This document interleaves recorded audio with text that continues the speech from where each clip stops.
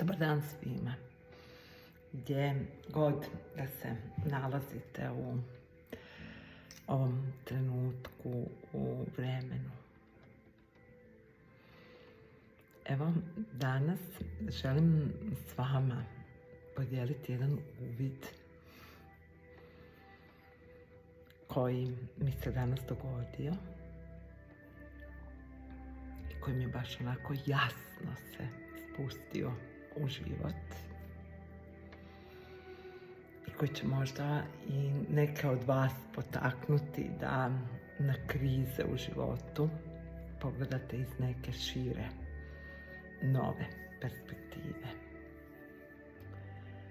Jučer, iako je bilo Valentinovo i dan ljubavi, sam ja bila u nekim svojim procesima i snažna žena poput mene i tako me doživljavaju kao snažnu ženu i negdje mislim da i jesam snažna žena, vjerujem da jesam. I jučer pokleknula na svom putu i baš sam imala nekakvo dubinsko čišćenje nekih svojih strahova, tuge. Kao da mi je bilo previše svega i preintenzivno sve što se događa. To je bio jedan od tih dana i otišla sam rano spavati. Odmeditirala sam prije spavanja, dozvolila sam si jučer ono što vas uvijek i potičem, svu tu paletu emocija, i plakala sam i ljutila se i dozvolila si strah. Nisam bježala od sebe, bila sam jednostavno s tim što jest, što se događalo. I jutros dok sam vodila praksu za grupu žena s kojima radim na svetoj seksualnosti i ženstvenosti i nekako u tom miru prakse, dok sam vodila praksu za njih, dok sam poticala njih da probude taj protok seksualne, kreativne ženske energije unutar sebe, mi je došao uvid da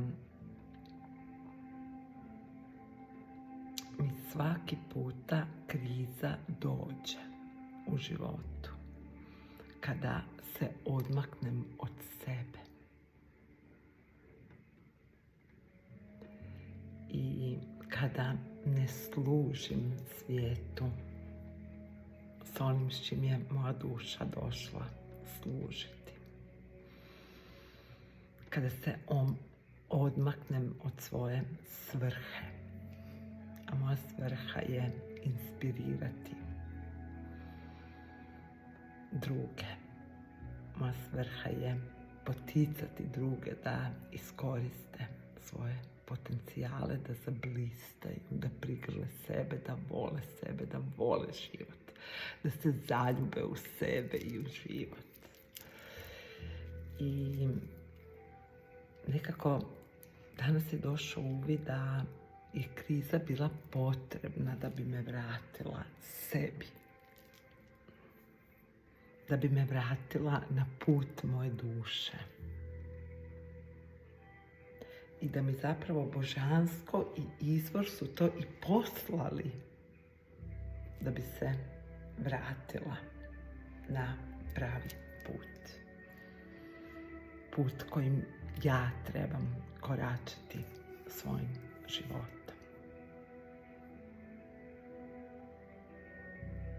A taj put podrazumijeva da moram služiti sebi i stavljati sebe na prvo mjesto i odabirati sebe kako bih mogla služiti i drugima i kako bih mogla druge inspirirati i poticati da se zaljube u sebe i u život.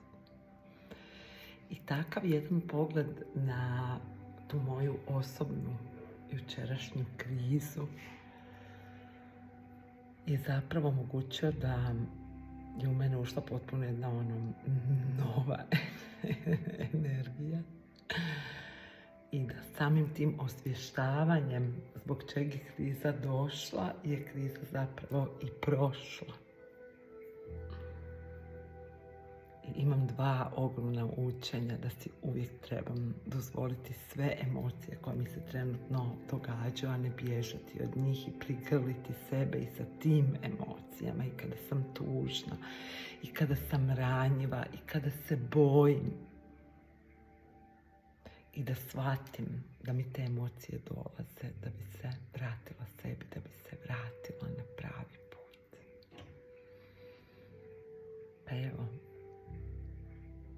ovaj video da vas potaknem da se vratite sebi, kući. Jer naš dom je u našem srcu. Nije nigdje oko nas. Jednom kad nađemo taj dom u svom srcu, onda ga svagdje nosimo sa sobom, niko nam ga ne može oduzeti, gdje god da jesmo. Naš dom je s nama i mi smo u njemu. Grlim vas, ljubim vas i volim vas gdje god